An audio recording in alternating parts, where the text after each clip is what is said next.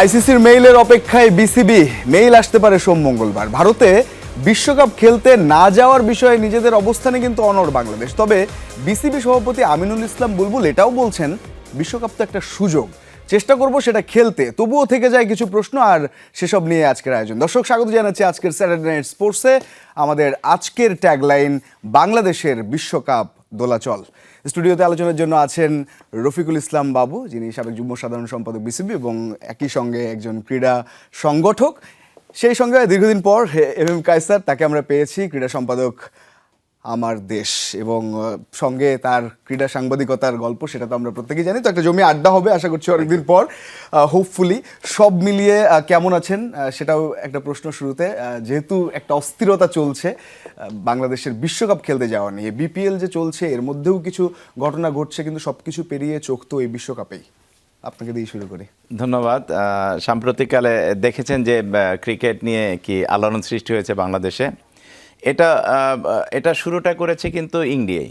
তা আমরা ইন্ডিয়ার তরফ থেকে এই ধরনের বিমাতামূলক আচরণ আমরা এটা আসলে মানতে পারছি না। ক্রীড়ার সাথে যারা জড়িত আছি, ক্রিকেটের সাথে যারা জড়িত আছি, আমরা চেয়েছিলাম যে একটি সুষ্ঠু সমাধান, কিন্তু এই সমাধানটা না হয়ে এটা যেভাবে হাঁটছে সেটা একেবারে দৃষ্টিকটু। আর ক্রিকেটের যে একটা সৌন্দর্য আছে, সেই সৌন্দর্যটাকে কিন্তু বিনষ্ট করছে এই সাম্প্রতিককালে যে ইন্ডিয়ার সাথে বাংলাদেশের যে রেষারেষি ক্রিকেট নিয়ে, এটা মোটেও কাম্য নয়। আমরা চেয়েছিলাম যে ক্রিকেটকে যাতে রাজনীতির সাথে সম্পৃক্ত করা না হয় বা ধর্মের সাথে সম্পৃক্ত করা না হয়, কিন্তু আমরা যেটা দেখতে পাচ্ছি যে ক্রিকেটটা সরাসরি রাজনীতির সাথে যুক্ত হয়ে যাচ্ছে।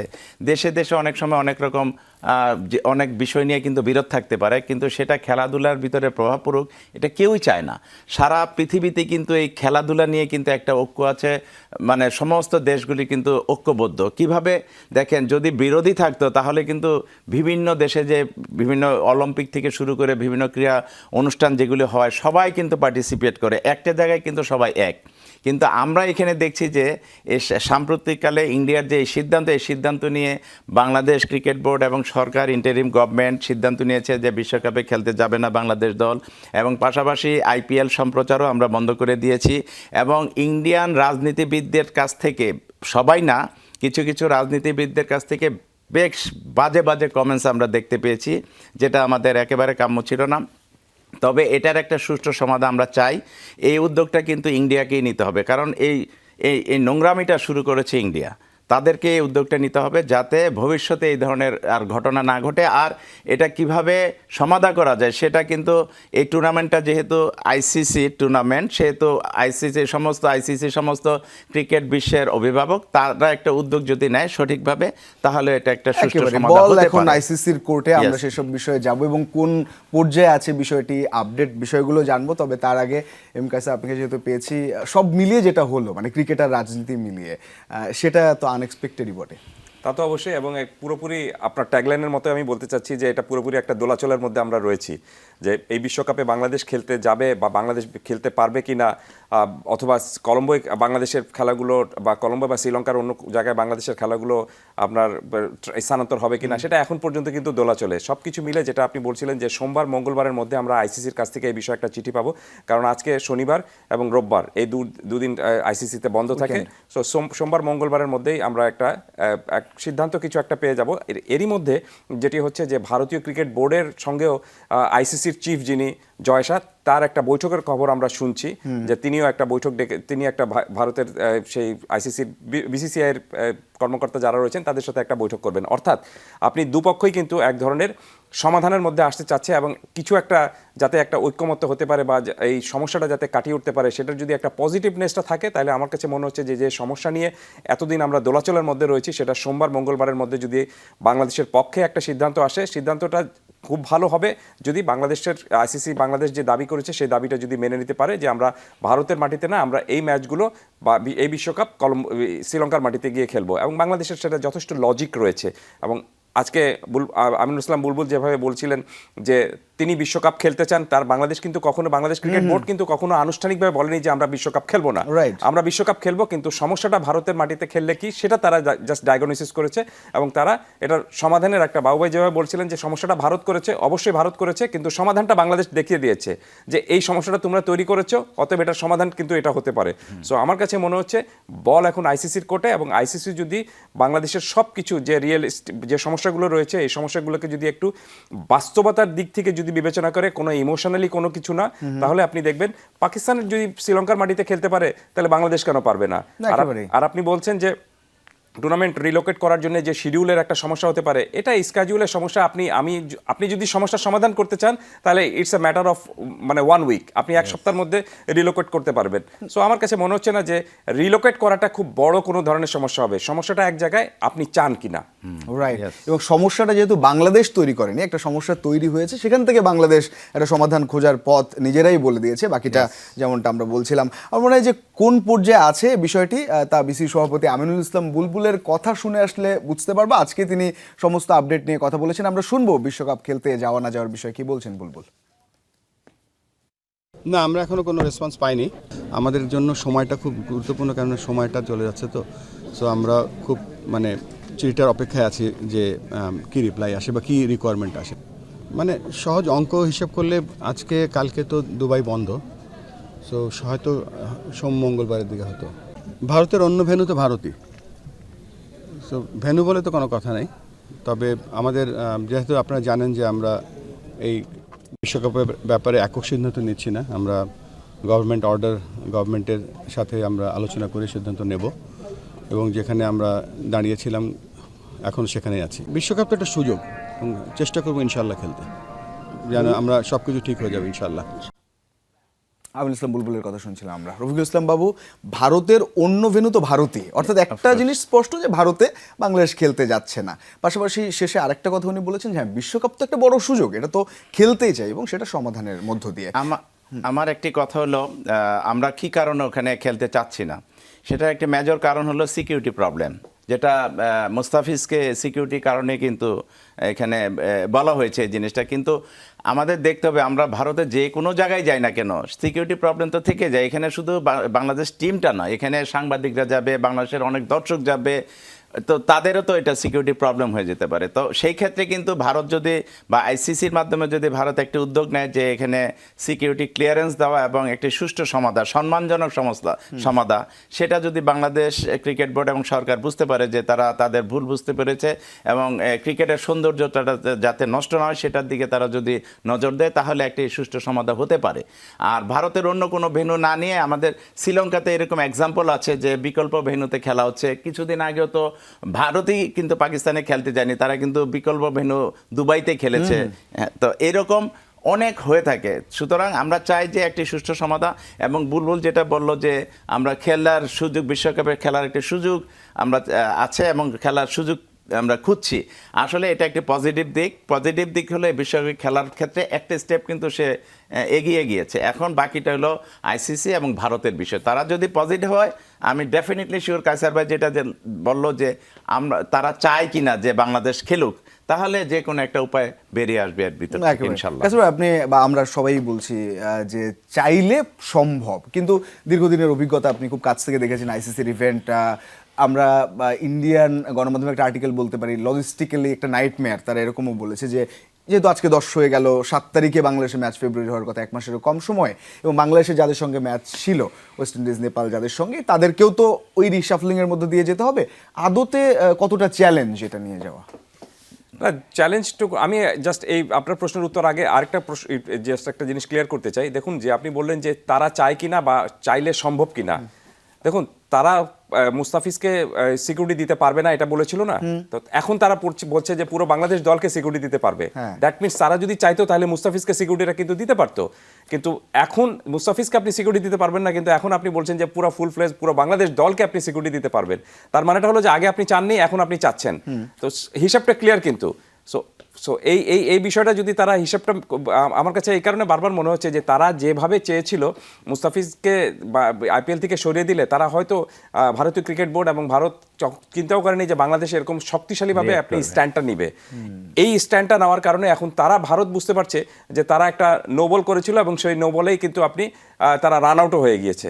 সো সব কিছু মিলে ভারত এখন সমস্যাটা যেভাবে তৈরি করেছিল এবং সমাধানটা যেভাবে দেখতে চেয়েছিল সেটা তাদের পক্ষে যায়নি, এবং এখন পর্যন্ত তাদের পক্ষে যাওয়ার একটা সুযোগটা রয়েছে সমাধানটা আসার, যদি তারা এটা মেনে নিতে পারে। আর ফিরি যে ভেন্যুর কথা যেটা আপনি বলছিলেন, যে দেখুন ভেন্যু তো বাংলাদেশ তো এমন কিছু বলেনি যে এটার জন্য আপনাকে বিশ্বকাপের অন্য আরেকটা দেশে আপনাকে নতুন করে চিন্তা করতে হবে। শ্রীলঙ্কায় হচ্ছেই ভেন্যু, শ্রীলঙ্কায় ভেন্যু রয়েছে, এবং এটা আপনি যদি আর যেটা বলছেন যে এটা রিলোকেট করা নাইটমেয়ার, এটা নাইটমেয়ার দুঃস্বপ্নটা তো তারা দেখিয়েছে, দুঃস্বপ্নের কারণ তো তারা। অতএব এই দুঃস্বপ্নটা কিভাবে আপনি এটাকে সুখস্বপ্ন করবেন, এখন এই সিস্টেমটাও তাদেরকে খুঁজে বের করতে হবে। আর তার চেয়ে বড় বিষয়টা হলো যে আমার মনে হয় না যে এটাতে বড় কোনো ধরনের কোনো আপনার বাধা আসবে। আমি আপনাকে একটা ছোট্ট আরেকটা, আমি কালকে এক জায়গায় বলেছিলাম যে এটা ছোট্ট একটা লজিক দিচ্ছি। আপনি যদি কলকাতা থেকে ইসের দূরত্ব ধরেন, মুম্বাইয়ের দূরত্ব ধরেন, সেই মুম্বাইয়ের দূরত্ব কিন্তু আপনার 2 থেকে 2.5 ঘন্টার মতো আপনার কিন্তু প্লেনে লাগে যাত্রাপথে। ঠিক একই রকমভাবে আপনি যদি কলকাতা থেকে কলম্বো ধরেন আরও কম সময় লাগবে। তাহলে আপনি যদি চিন্তাই করতে চান, তাহলে মানে সমাধান করতে চান, তাহলে এই সমাধান ইজি করা যেতে পারে। হ্যাঁ, আপনি একটা জিনিস বলতে পারেন যে এখন আপনাকে আবার সূচিটা নতুন করে তৈরি করতে হলে নতুন করে একটু পরিশ্রম করতে হবে, আপনি যে টিম হোটেল যে বুক করা হয়েছিল সেই হোটেলগুলো ক্যান্সেল করতে হবে। এটা বড় কোনো বিষয় না। আইসিসির মতো এত ধনী একটা ইসের জন্য আপনি কিছু হোটেল বুকিংটা বাতিল করাটা আর কিছু আপনার বিমান আপনার নতুন করে রিলোকেট করাটা, এটা আমি মনে করি না তেমন বড় কোনো বিষয়। এর আগে আমি জাস্ট একটু আরেকটা উদাহরণ দেই, এর আগে কিন্তু এই ধরনের সমস্যা যখন হয়েছিল তখন আইসিসি তো প্লেন চার্টার করে যেত। সো এখানে প্লেন চার্টার করে যাবে দরকার হলে। বিষয়টা হলো সেটা না, আপনি সমস্যার সমাধান কিভাবে করা যাবে সেটা আইসিসিরও ভালো মতো জানা রয়েছে। বিষয়টা জাস্ট ওই জায়গাটা আটকে রয়েছে আমি করব কিনা, এবং আপনি যদি করতে চান তাহলে ভেরি ইজি। এটার জন্য আপনার কিন্তু 1 সপ্তাহ সময় বা আপনার এত চিঠি চালাচালিরও দরকার নেই, আপনি জাস্ট শুধুমাত্র করলেই এটা সমাধানটা হয়ে যাবে। আর একটু আমি শেষ করছি আরেকটা বিষয় নিয়ে, সেটি হলো যে আপনি দেখবেন যে মুস্তাফিজকে যখন তারা সেখান থেকে সরিয়ে ফেললো, তার লজিকটা তারা কিন্তু কখনোই বলেনি যে মানে মুখে বলেনি যে তারা যে আপনার এখানে নিরাপত্তার জন্য তাকে আমরা সরিয়ে ফেলেছি, কিন্তু যেভাবে পুরো জিনিসটা ডেভেলপ হয়েছিল তাতে কিন্তু এটা স্পষ্ট যে মুস্তাফিজকে নিরাপত্তা দিতে পারবে না বলেই কিন্তু মুস্তাফিজকে তারা সরিয়ে যেতে এখান থেকে বলেছে।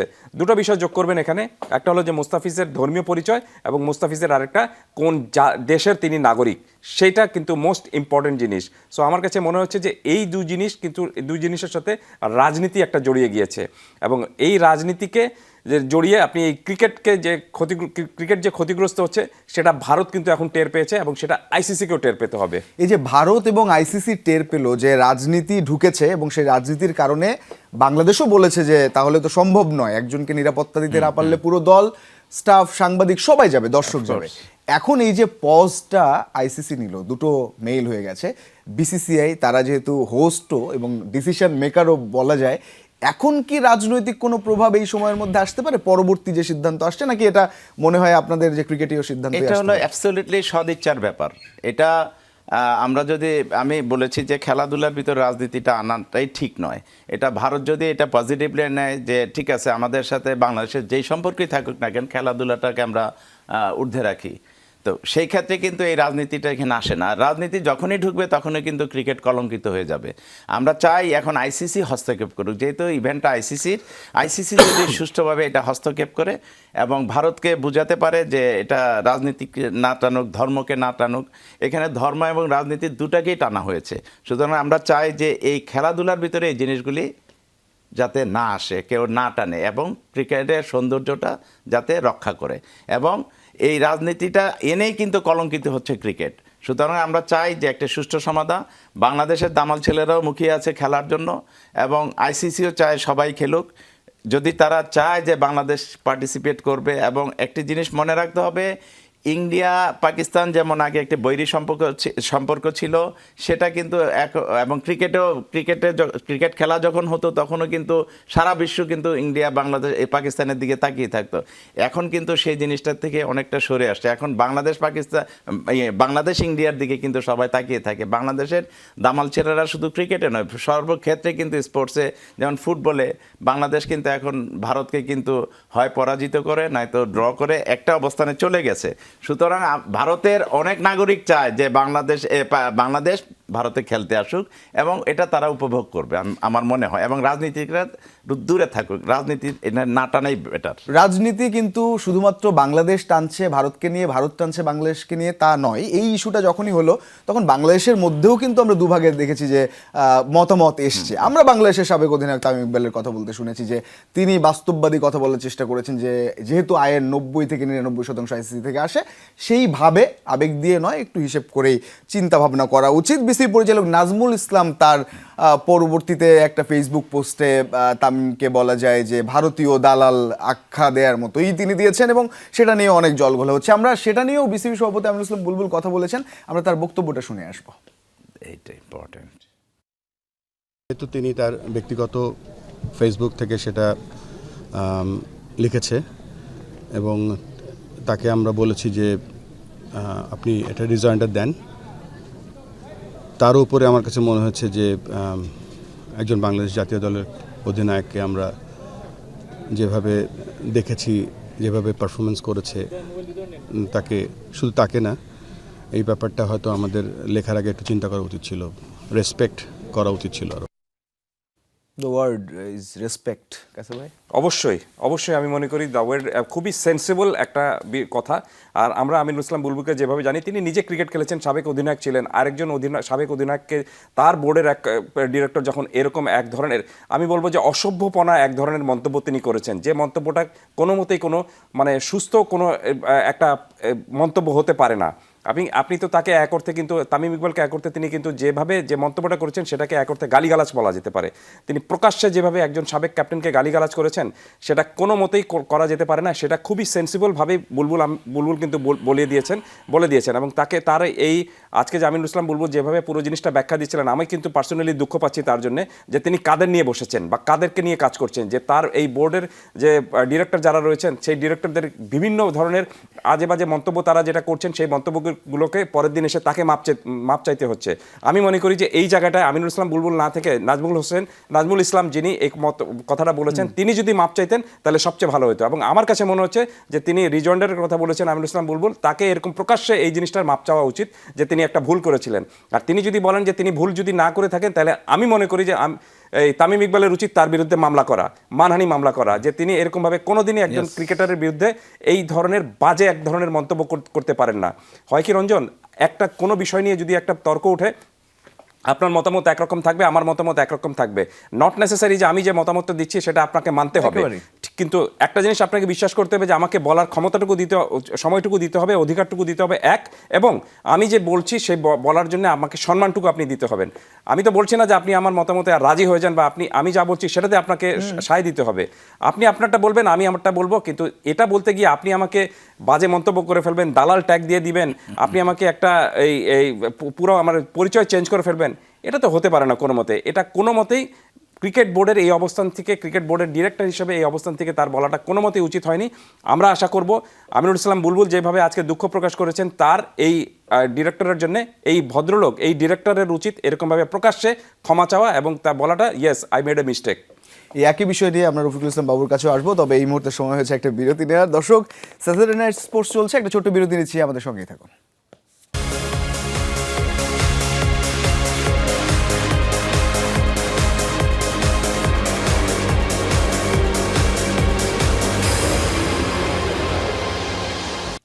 আমন্ত্রণ আরও একবার, দেখছেন স্যাটারডে নাইট স্পোর্টস। আমাদের আজকের ট্যাগ লাইন বাংলাদেশের বিশ্বকাপ দোলাচল। স্টুডিওতে আছেন রফিকুল ইসলাম বাবু এবং এম কায়সার। আমরা যে প্রসঙ্গে ছিলাম, তামিম ইকবাল প্রসঙ্গ এবং বিসিবির একজন পরিচালক তার মন্তব্য প্রসঙ্গ, এই যে আমরাই আসলে নিজেদের মধ্যে নিজেরা একটা কথা বলে, কথার লড়াই দিয়ে একটা নিজেদের চরিত্রে কালিমা লেপন বলেন কিংবা নিজেদের একটা সহজ পথকে কঠিন করে তোলা, এটা বরাবরই দেখা যায়। এই বিষয়টা আসলে কিভাবে বলবেন? ধন্যবাদ। যারা কমেন্টসগুলি করছে, শুধু এই নাজমুল সাহেব না, এর আগে অনেকে কমেন্টস করেছে। আমাদের দেখতে হবে তারা কিভাবে আসছে এই বোর্ডে। একেবারে অবৈধ প্রক্রিয়া তারা কিন্তু বলে যে আমরা নির্বাচিত, অবৈধভাবে নির্বাচিত একটি বোর্ড। সেই বোর্ডের কর্মকর্তাদের মুখ থেকে আপনি এই ধরনের ভাষাই শুনতে পাবেন, এর থেকে ভালো কিছু শুনতে পাবেন না।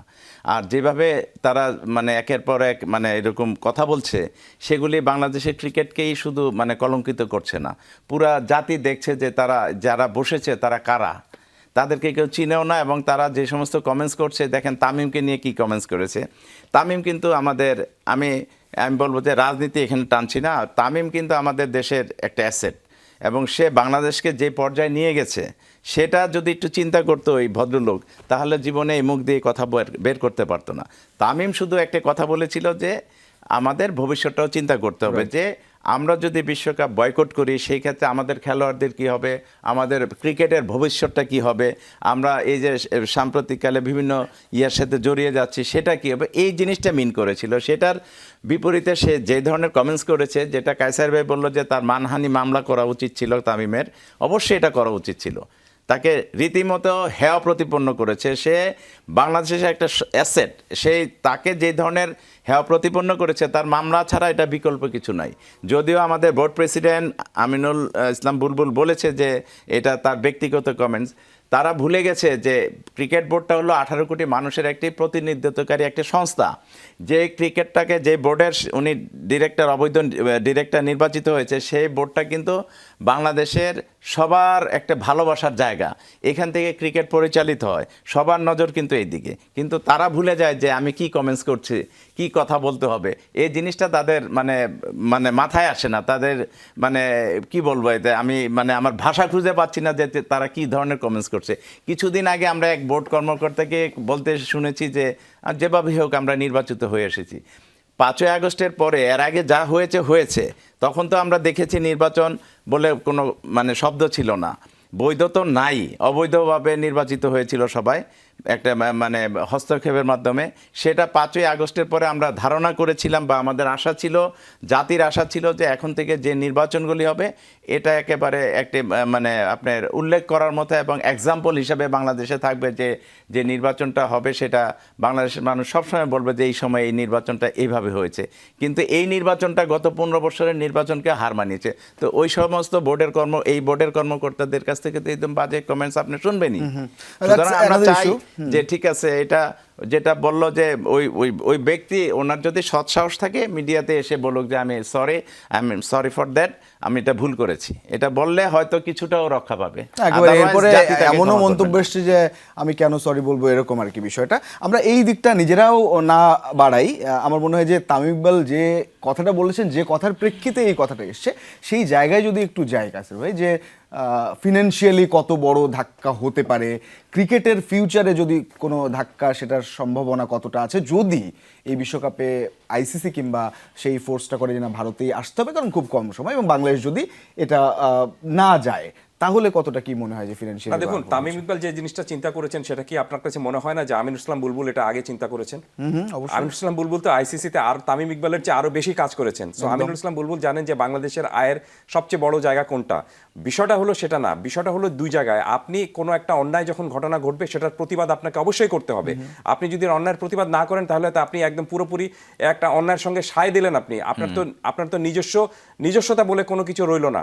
কিন্তু সেই প্রতিবাদ করতে গিয়ে আপনাকে সেই সঙ্গে মনে রাখতে হবে যে আমাকে নেগোসিয়েশনের জায়গাটাও কিন্তু রেখে দিতে হবে। আপনি পয়েন্ট অফ নো রিটার্ন বলে একটা কথা রয়েছে, সেখানে যদি আপনি চলে যান তাহলে কিন্তু আপনি ফিরতে পারবেন না। তো এটাই হলো গিয়ে তামিম ইকবাল সেই কথাটাই বলতে চেয়েছেন, যে আমাদেরকে যে আলোচনা, যেটা আমরা প্রতিবাদ করতেই পারি, প্রতিবাদটা করার অবশ্যই আপনার রাইটস রয়েছে, কিন্তু আপনাকে আলোচনার জায়গাটুকু রাখতে হবে, যাতে আপনার দাবিটা, যে দাবি আপনি করছেন, সেই দাবিটা আপনি যেন সুপ্রতিষ্ঠিত করতে পারেন। আইসিসির সাথে যে ঘটনাটা, বা বিশ্বকাপ নিয়ে এখন যে ঘটনা ঘটেছে, সেটা কি আপনি শাহবাগে আন্দোলন করে সমস্যার সমাধান করতে পারবেন? নেভার, কোনোদিনই পারবেন না। সেটা আপনাকে করতে হলে, একটা যে জিনিসটা করতে হবে, সেটার জন্য আপনাকে ক্রিকেট ডিপ্লোমেসি ইউজ করতে হবে, ক্রিকেট কূটনীতিটা ইউজ করতে হবে। আপনাকে কখনোই আইসিসিকে আপনার শত্রু বা প্রতিপক্ষ বানানোর কোনো উপায় নেই। তামিম ইকবাল সেই জিনিসটাই বোঝাতে চেয়েছিলেন, কিন্তু তিনি একটু যেভাবে বলেছেন সেভাবে হয়তো এটা আপনার মিডিয়া আসেনি বা তিনি হয়তো সেভাবে বোঝাতে চাননি। তো এটা তো অবশ্যই যেখান থেকে আপনার সবচেয়ে বেশি ইনকামটুকু আসে, যেখান থেকে সবচেয়ে বেশি আয় আসে, যেটা আপনার সোর্স অফ ইনকাম, তার সাথে আপনি ঝগড়া করবেন কেন? তার সাথে আপনি ঝগড়া এক সময় করতে পারেন যদি আপনার কাছে মনে হয় যে তার সোর্স অফ তার ইনকামটা আমার প্রয়োজন নেই, তাহলে আপনি তার সাথে একটা প্রতিপক্ষ হিসেবে বানাতে পারেন। সো এখানে প্রতিপক্ষ কিন্তু ভারত, প্রতিপক্ষ কিন্তু বাংলাদেশের কোনো মতেই আপনার আইসিসি না, এই জিনিসটা আমাদেরকে বুঝতে হবে। সো এবং এটা ক্রিকেট বোর্ডে যারা রয়েছেন তাদেরকেও সেটা বুঝতে হবে, এবং তারা যদি সেটা না বুঝে শুধুমাত্র যদি প্রতিবাদ এবং স্লোগানের ভাষায় কথা বলেন, তাহলে আমার মনে হয় যে কখনোই সমস্যার সমাধান করাটা উচিত হবে না। কেন, এই সমস্যাটা তো ভারতের সাথে পাকিস্তানের ছিল, পাকিস্তান তো কত চমৎকার করে সমস্যার সমাধান করে ফেলেছে।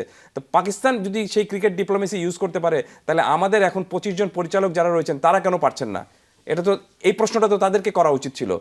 আরেকটা প্রশ্ন একটু আমি করি, সেটি হলো যে বাংলাদেশ প্রথম যে চিঠিটা দিয়েছে ক্রিকেট বোর্ড আইসিসিকে, সেই চিঠিটা আমি মনে করি যে সেটা এক্সপোজ করা উচিত ক্রিকেট বোর্ডের, যে সেই চিঠিতে কেন, সেই চিঠিতে আপনার সিকিউরিটি জিনিসটা ঠিকমতো উল্লেখ করা হয়নি দেখে দ্বিতীয়বার আপনাকে সেই সিকিউরিটির যে সমস্যা ভারতে ছিল কোন কোন জায়গায় ছিল সেটা পিন পয়েন্টেড করে আপনাকে দ্বিতীয়বার দেখাতে হয়েছে।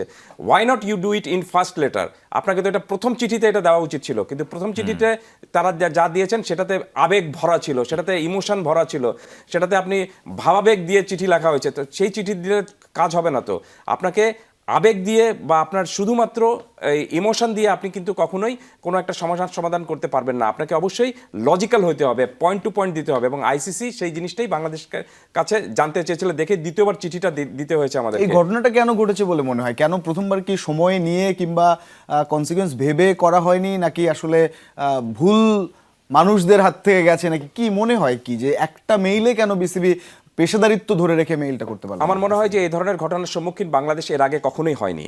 এই কারণে চিঠিটা কিভাবে লিখতে হবে বা চিঠিটা কিভাবে পিন পয়েন্টেড সিকিউরিটি যেই জায়গায় সমস্যা রয়েছে, আমাদের ল্যাবস রয়েছে, সেটা দেখাতে হবে, সেই জিনিসটা ভালো মতো বুঝতে পারেনি বলেই এই চিঠিতে মানে সেইভাবে সেই জিনিসটা উল্লেখ করা ছিল না। কিন্তু সেই সমস্যাটার সমাধানটা করেছে বাংলাদেশ দ্বিতীয় চিঠিতে। প্রবলেমটা হলো যে আপনি যদি প্রথমবার যদি আপনার চিঠিটা রিজেক্ট হয়ে যায়, তখন আপনাকে দ্বিতীয়বার চিঠিতে যদি যেতে হয়, তার মানেটা হলো যে আপনার যে পয়েন্টটা ছিল সেই পয়েন্টটা কিন্তু আপনি উইক এবং আপনি পয়েন্টটা ঠিকমতো দেখাতে পারেননি বা বলতে পারেননি। এই কারণে দ্বিতীয় চিঠিতে বাংলাদেশকে এখন সেটা দিতে হয়েছে। দ্বিতীয় চিঠিতে বাংলাদেশ ভালো মতো এটা করেছে, সেটা হলো যে আপনি অনেকগুলো ভিডিও ক্লিপও পাঠানো হয়েছে যে মুস্তাফিজকে যাতে না খেলানো হয়, এই কারণে ভারতে যে স্লোগান ছিল যে পিচ খুঁড়ে ফেলবো, ইরান জ্বালিয়ে দিব, এই স্লোগানগুলো বা এইগুলা দেওয়া হয়েছে। তো এটা তো আপনাকে প্রথম দেওয়া উচিত ছিল। আর আরেকটা বিষয় একটা উল্লেখ করা উচিত ছিল, সেটি হলো যে আপনি দেখবেন যে ভারতে এই 5ই আগস্টের পর থেকে বাংলাদেশের যে পতিত সরকার যেটা ছিল, সেই সরকারের কিন্তু আপনার অনেক আপনার রাজনৈতিক কর্মীরা এখন ভারতে রয়েছেন। সো তারা যে এই ধরনের সমস্যা একটা তৈরি হবে না, বা তাদেরকে নিয়ে যে একটা জটিলতা তৈরি হবে না, বা তারা যে জটিলতা তৈরি করতে চাইবেন না, সেটাও কিন্তু আমি মনে করি যে ক্রিকেট বোর্ডের এটা উল্লেখ করা উচিত ছিল। বাট সেটা তো রাজনীতির বিষয় রয়েছে, সেদিকে যাওয়ার দরকার নেই। জিনিসটা হলো যে আপনি যদি আমাকে আপনার বাসায় দাওয়াত দেন, তাহলে কিন্তু আমার সিকিউরিটি আপনার কাছে।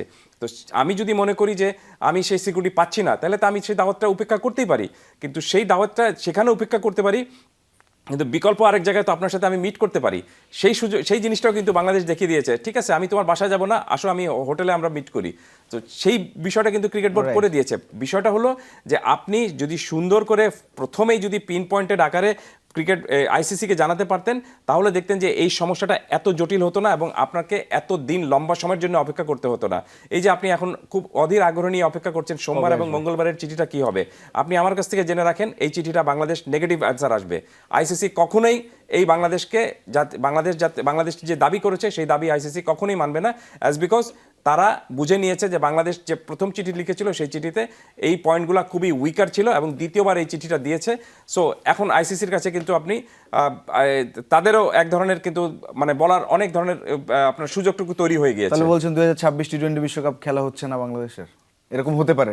পার্সপেক্টিভ তাই জানাচ্ছে। কারণটা হলো যে বাংলাদেশ স্পষ্ট করে দিয়েছে এবং আমিনুল ইসলাম বুলবুল আজকেও বলে দিয়েছেন যে কলকাতা ভেন্যু চেঞ্জ করে যদি আমাদেরকে চেন্নাইতে বা অন্য জায়গায় নিয়ে যাওয়ার একটা প্ল্যান বি বা প্ল্যান সি ভারত করছিল, সেই প্রস্তাবটাও হয়তো ভারত দেবে।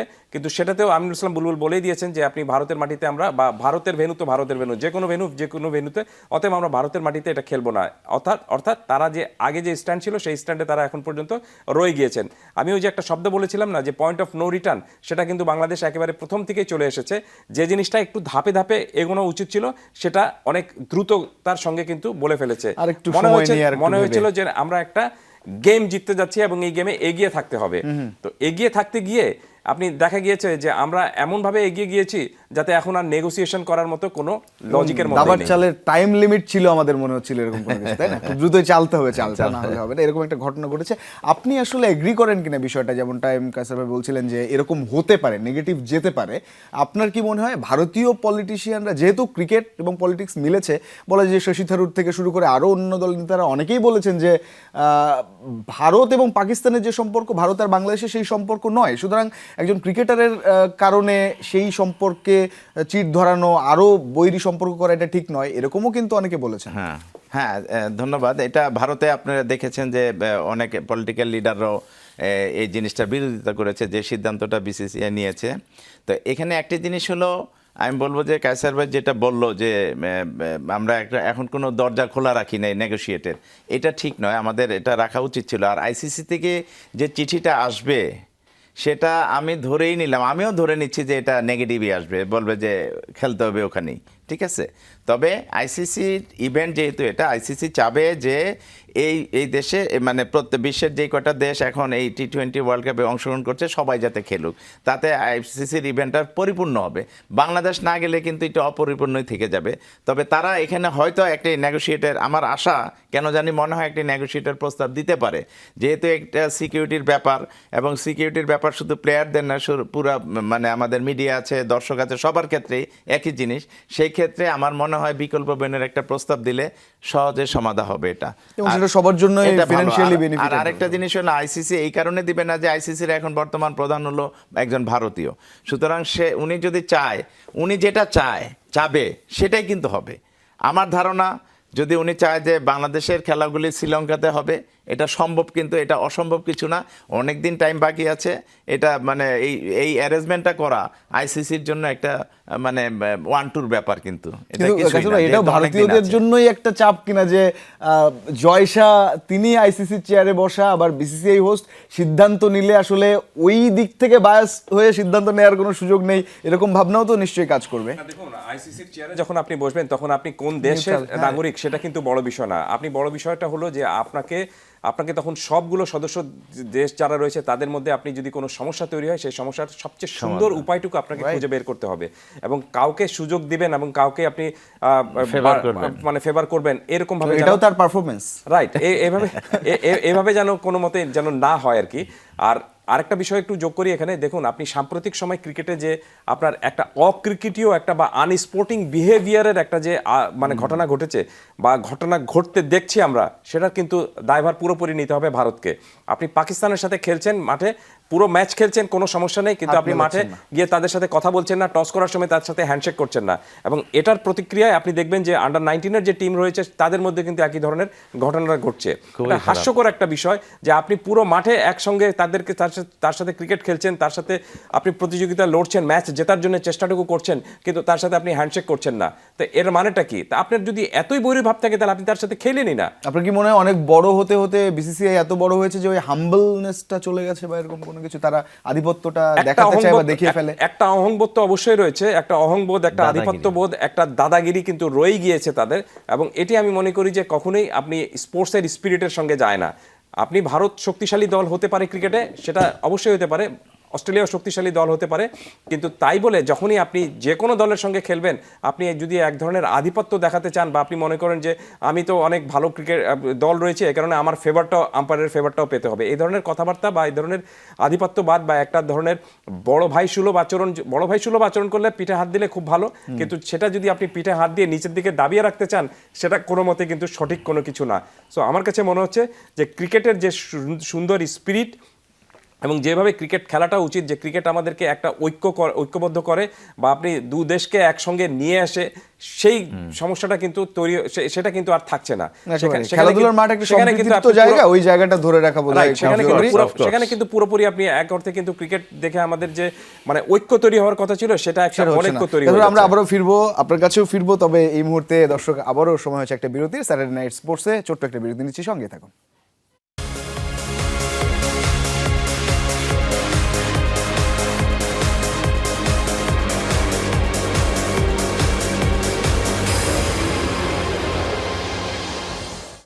স্বাগত আরেকবার, দেখছেন স্যাটারডে নাইট স্পোর্টস।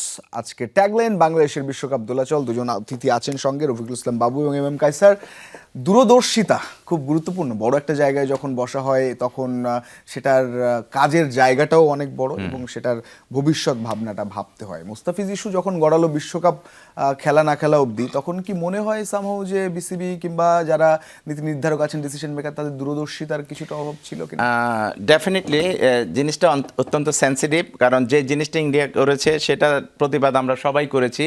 এমন কোনো লোক নাই বাংলাদেশে যে এটা প্রতিবাদ করেনি। তবে কি কারণে সেই সিদ্ধান্তগুলি তারা নিয়েছে সেটা একটু খতিয়ে দেখা দরকার। আমাদের সবার উচিত ছিল কিছু সময় নেওয়া।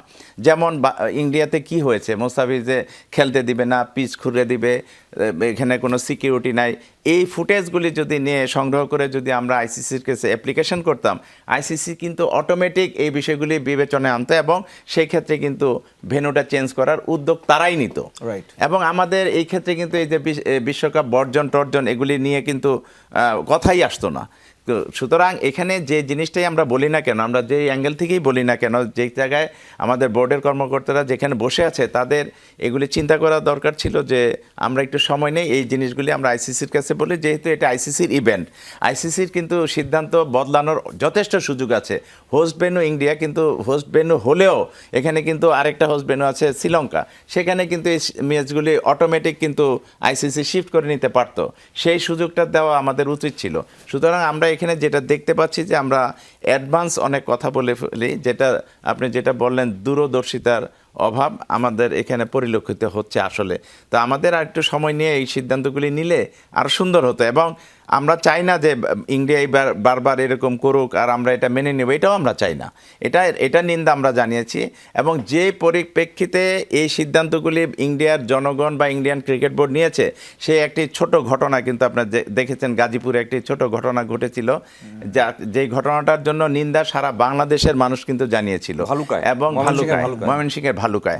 এবং আমরা বাংলাদেশ একটা এমন জায়গা, যে জায়গায় মুসলিম, হিন্দু, বৌদ্ধ, খ্রিস্টান, অন্য যে কোনো জাতি কিন্তু একসাথে বসবাস করে। তাদের ভিতরে মানে এই যে বিভিন্ন ধর্মের লোক, তাদের ভিতরে কিন্তু কোনো ভেদাভেদ নেই। এবং বাংলাদেশের সরকার কেন, যে কোনো রাজনৈতিক দলে কিন্তু তাদেরকে আলাদা চোখে দেখে না। বাংলাদেশে একটি সম্প্রীতির জায়গা, ভালোবাসার জায়গা, সব জাতি একসাথে বসবাস করে। কিন্তু আমরা কি দেখতে পেলাম, ওখানে কিন্তু এই জিনিসটা আমরা পরিলক্ষিত করি নেই। এখানে কিন্তু একটি মুস্তাফিজ যেহেতু ওইখানে কিন্তু একজন মুসলিম, সেহেতু কিন্তু এই জিনিসটাকে কিন্তু তারা ওই দর্শকরা কিন্তু ব্যবহার করেছে, সে তার বিরুদ্ধে লেগেছে। এখানে যদি আমি বলি মুস্তাফিজ ছাড়া যদি অন্য কেউ হতো, এটা লিটন হতো, যে লিটন 9 কোটি 10 কোটি টাকা পেয়েছে, বা সৌম্য সরকার, সেই ক্ষেত্রে কি এই ধরনের ঘটনা ঘটতো? আমি ডেফিনেটলি নট, এটা হতো না। সুতরাং এখানে আমরা খেলাধুলার ভিতরে রাজনীতি এবং ধর্মকে ব্যবহার করে এই ক্রিকেটটাকে নষ্ট করছি। আমরা এই ক্রিকেটকে নষ্ট হতে দিতে পারি না। আমরা চাইবো যে আইসিসি এখানে অভিভাবকের ভূমিকা পালন করুক এবং একটি সুষ্ঠু সমাধান করুক। আর আমাদের বিসিবিতে যারা আছে, তারা যে কর্মকর্তারা আছে, অবৈধভাবে হোক বা যেভাবে হোক, আমি যেভাবেই হোক এই কথাটা ইউজ করছি, তারা যাতে একটু দূরদর্শিতার পরিচয় দেয় ভবিষ্যতে কথাবার্তা বলার ক্ষেত্রে। ভবিষ্যৎ কি এবার কায়সার ভাইয়ের কাছে জানতে চাই, যদি আসলে আমরা ধরে নিই যে না হয় খেলা, তাহলে না, যদি না হয় খেলা, তাতে বাংলাদেশের ক্রিকেট যে একেবারে ধ্বংস হয়ে যাবে বা বাংলাদেশ যে আর কখনো বিশ্বকাপে খেলতে পারবে না, এই ধরনের চিন্তা ভাবনা থেকে আমি মনে করি একেবারে বেরিয়ে আসা উচিত। কারণ জাস্ট আমি একটা ছোট্ট উদাহরণ আপনাকে দিই। 2016 সালের যে আন্ডার-19 ওয়ার্ল্ড কাপ হয়েছিল বাংলাদেশে, সেখানে কিন্তু অস্ট্রেলিয়া খেলতে আসেনি। অস্ট্রেলিয়ার বদলে কিন্তু বাংলাদেশে এসেছিল আয়ারল্যান্ড খেলতে। তো তাতে কি অস্ট্রেলিয়ার আন্ডার-19 ক্রিকেট টিম কি ধ্বংস হয়ে গিয়েছে? ধ্বংস হয়নি কিন্তু। সো এই জিনিসগুলি মাথায় রাখতে হবে। প্রবলেম হবে দুটো জায়গায়। একটা হলো যে আপনি এই বিশ্বকাপ থেকে কোনো রেভিনিউ পাবেন না, নাম্বার 2 যে আপনার র্যাঙ্কিং কমে যাবে, এবং নাম্বার 3 যে আইসিসির সাথে আপনার এক ধরনের একটা দূরত্ব বেড়ে যাবে। তো সেই দূরত্ব আপনাকে ঘোচানোর জন্য ক্রিকেট ডিপ্লোমেসি দিকে এগিয়ে যেতে হবে। আরেকটা বিষয় একটু যোগ করি, আপনার এই যে বিষয়টা আপনি উত্থাপন করেছিলেন সেটার সঙ্গে, এই যে আপনি এই বিষয়টা নিয়ে বাংলাদেশ ক্রিকেট বোর্ডের এত লোকের কথাবার্তা শুনছেন, ক্রিকেট বোর্ডের সাথে জড়িত যারা রয়েছেন এতজনের সাথে কথাবার্তা শুনছেন, আপনি কি একটা শব্দও শুনেছেন যে ভারতীয় ক্রিকেট বোর্ডের কোনো কর্মকর্তার একটা বক্তব্য দেখেছেন? কোনো জায়গায় কোনো ভারতীয় কোনো পত্র পত্রিকা দেখেছেন? দুই একটা নাম প্রকাশে অনিচ্ছুক, যে হয়তো এখন ওই যে আমি যে কথাটা বললাম লজিস্টিক হয়তো এখান থেকে সম্ভব না, কিন্তু আর কোনো অ্যাটাকিং কিংবা এই ধরনের বেফাস মন্তব্য অবশ্যই বিসিসিআই এর কোনো অফিশিয়াল করে। এটাকে বলে প্রফেশনালিজম। একটা বোর্ড কিভাবে চলবে বা একটা সংগঠন কিভাবে চলবে এটাকে বলে প্রফেশনালিজম। এবং দেখুন শুধুমাত্র যে তাদের যে সচিব ছিলেন, যে ক্রিকেট বোর্ডের ভারতীয় ক্রিকেট বোর্ডের সচিব মিস্টার সাইকি বা সামথিং তার নাম, তার সেই মন্তব্য ছাড়া আর কাউর আমি কোনো দেবজিৎ সাইকে আর হ্যাঁ রাইট, আর কাউকে কিন্তু আমি বা আমি একটা শব্দ শুনতে দেখিনি বা কাউকে কোনো মন্তব্য করতেও পর্যন্ত দেখিনি। হ্যাঁ, ভারতের অন্যান্য যারা সাংবাদিক রয়েছেন বা আপনার কলামিস্ট যারা রয়েছেন তারা কিন্তু লিখছেন এবং তারা তাদের মন্তব্যটুকু জানাচ্ছেন। জাস্ট আমরাও আমাদের মন্তব্যটুকু জানাতে পারি, কিন্তু যখন ক্রিকেট বোর্ডের একজন কর্মকর্তা এই মন্তব্যটুকু দিবেন, যখন আপনার দেশের পুরো ক্রীড়া উপদেষ্টা এই মন্তব্যটুকু দিবেন, তখন সেটা কিন্তু আপনার স্টেটমেন্ট হিসেবে কাউন্ট হয়। তখন সেটা কিন্তু আপনার শুধু প্রতিক্রিয়া বা মতামত হিসেবে কাউন্ট হবে না, তখন সেটা আপনার সেই দেশের স্টেটমেন্ট হিসেবে কাউন্ট হবে। এই জিনিসগুলি আমি মনে করি যে বাংলাদেশ ক্রিকেট বোর্ডের এটা জানা উচিত। এই কারণে আমি বারবার একটা কথা বলে আসছি যে বাংলাদেশ ক্রিকেট বোর্ডের পক্ষ থেকে কথা বলার জন্য, আবার বলি, শুধু কথা বলার জন্য, ক্রিকেট বোর্ডের স্টেটমেন্ট জানানোর জন্য একজন সুনির্দিষ্টভাবে কাউকে করে দেওয়া উচিত, যাতে এই ধরনের আপনার সমস্যার তৈরি না হয়। অনেক বেশি কথা, যত বেশি কথা তত বেশি কেওস এবং তত বেশি সমস্যা তৈরি হয়। বোর্ড ক্রিকেট নিয়ে গত 16 বছর 18 বছর বা আপনারা আরো ভালোভাবে দেখেছেন, কথা কিন্তু কখনোই থামেনি, যার সময় যার আমলেই হোক। এই কথা থামানোর উপায় কি? দেখেন, প্রত্যেকটা ক্রিকেট বোর্ডেরই কোড অফ কন্ডাক্ট আছে। একটা বোর্ড মানে বোর্ড পরিচালকরা কতটুকু কি কথা বলতে পারবে, বা বোর্ডের অধীনে যারা চাকরিজীবী আছে তারা কি কথা বলতে পারবে, এগুলি সব কিন্তু নির্ধারিত। সুতরাং এই কথা দিয়ে কিন্তু সমস্ত কিছু নষ্ট হয়। বিশ্বের যত কিছু হয়েছে এই কথার মাধ্যমে কিন্তু নষ্ট হয়েছে। এটার ব্যতিক্রম আমাদের ক্রিকেট বোর্ডে নয়। আমার মনে হয় আমাদের ক্রিকেট বোর্ডে এখন যারা আছে তারা একটু কথা কম বলা এবং কাজ বেশি করা, সেটার দিকে যদি যায় তাহলে মানে আমাদের দেশের ক্রিকেটটাই মানে টিকে থাকবে, ভালো থাকবে, ক্রিকেটটারই ভালো হবে, জয় হবে। আদারওয়াইজ এই ক্রিকেটটা কিন্তু দেখেন কিভাবে এই যে কথা বলছে, বিপিএল আয়োজন করেছে, বিপিএল কি পর্যায়ে মানে খেলা হচ্ছে, কি ধরনের খেলা হচ্ছে, চিটাং ভেন্যু বাদ দিয়ে দিয়েছে, চিটাং টিম মানে যারা নিয়েছিল তারা সরে গেছে, বিভিন্ন রকম ইমম্যাচিউরিটির পরিচয় দিচ্ছে, কিন্তু কথায় কিন্তু কমতি নেই, কথায় কিন্তু অনেক বেশি।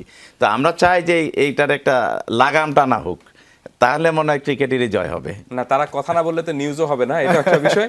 আরেকটা বিষয়টা হলো যে, এবং সবচেয়ে দুঃখজনক লাগে আমার কাছে সবচেয়ে কষ্টটুকু লাগে যে তাদের এই কথাবার্তার জন্য আপনি প্রতিবার এসেই কিন্তু ক্রিকেট বোর্ড সভাপতিকে এসে একটু দুঃখ প্রকাশ করতে হয় এবং তাকে কিন্তু মাপ চাইতে হয়।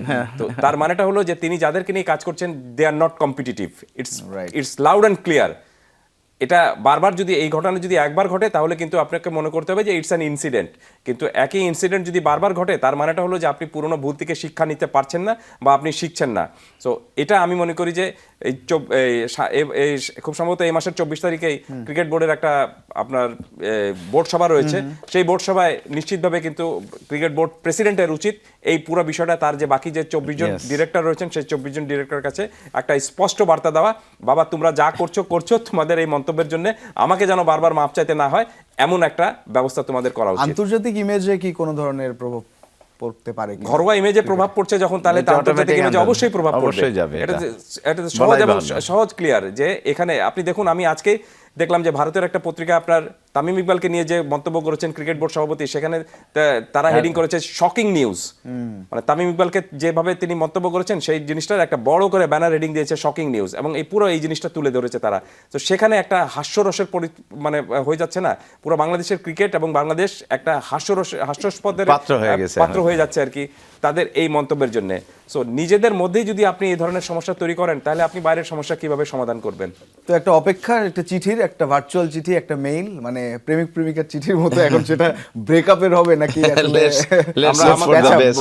আমরা অপেক্ষায় থাকছি, এবং আমরা একটা ইতিবাচক রেজাল্ট যেন আসে এবং আমাদের ফেভারে যেন আইসিসি সেই চিঠিটা বা মেইলে তাদের মন্তব্যটুকু জানায়, আমরা সেইটুকু অপেক্ষা করতে পারি, এর বাইরে কোনো কিছু নেই। তবে সে সঙ্গে মনে রাখতে হবে যে আমি আবার বলি, সেটা বাংলাদেশের পক্ষে যাক বা বিপক্ষে যাক, একটা জিনিস আপনাকে ক্লিয়ার থাকতে হবে যে আইসিসির সাথে আমাদের কিন্তু শত্রুতা দেখানো যাবে না, বা আইসিসিকে আমাদের প্রতিপক্ষ যেন আমরা বানিয়ে ফেলতে না চাই। যে কাজটুকু যেভাবে ক্রিকেট ডিপ্লোমেসি পাকিস্তান করেছে, ভারতের সাথে বৈরী সম্পর্ক থাকার পরও, রাজনৈতিকভাবে, সামাজিকভাবে, রাষ্ট্রীয়ভাবে বাজে সম্পর্ক থাকার পরও তারা কিন্তু তাদের অধিকারটুকু ঠিকই প্রতিষ্ঠিত করতে পেরেছে। ঠিক একই রকমভাবে আমি মনে করি যে বাংলাদেশেরও সেটা করা উচিত। ক্রিকেটের নিয়ন্ত্রক সংস্থার সাথে অবশ্যই আপনি সুসম্পর্ক না থাকলে ক্রিকেট নিয়ে এগোতে পারবেন না।